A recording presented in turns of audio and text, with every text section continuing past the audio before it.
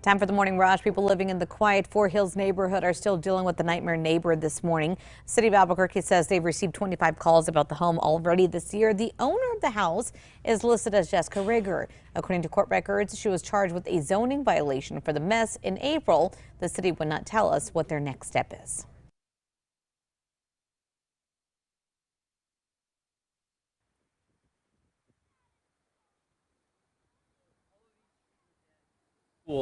Meanwhile, areas in Eddie, Chavez, and Taos counties, they have seen significant rain in the last week, leaving some homes damaged or even destroyed.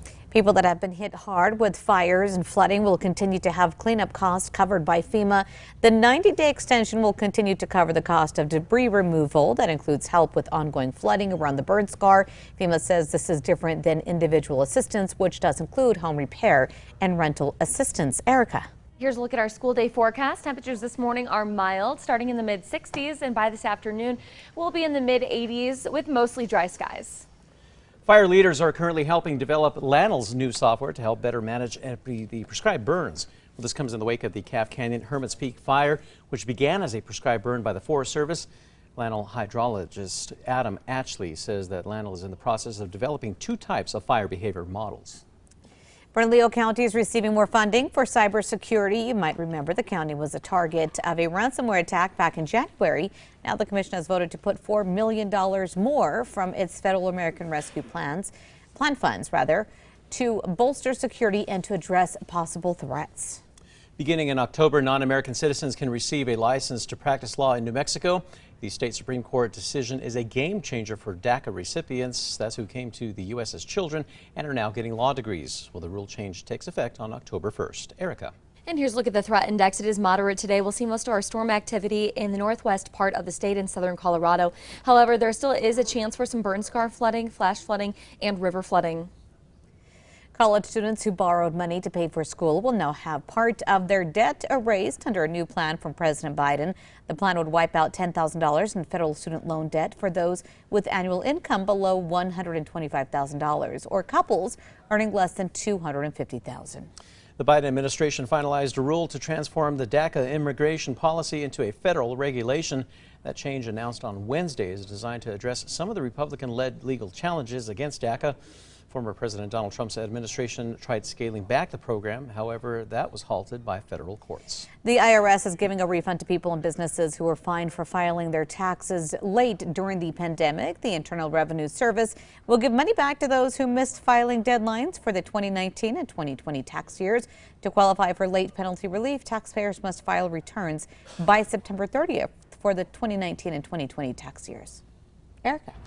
All right, let's get a check on traffic. The roads are looking clear for now. No accidents or slowdowns. And here's a look over the Big I. Everything looks to be moving at speed. Summer drought in Texas is now revealing some long hidden dinosaur tracks dating back to over 100 million years.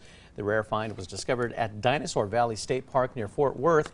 The tracks are normally covered by water and sediment. Well, this summer researchers, they were able to get a closer look. That's before the rains submerged the area once again. Time now for the 5 facts. At number 5, Bernalillo County is hoping that a rule change could help with a lack of affordable housing. That's by making it easier for people to build and own a casita.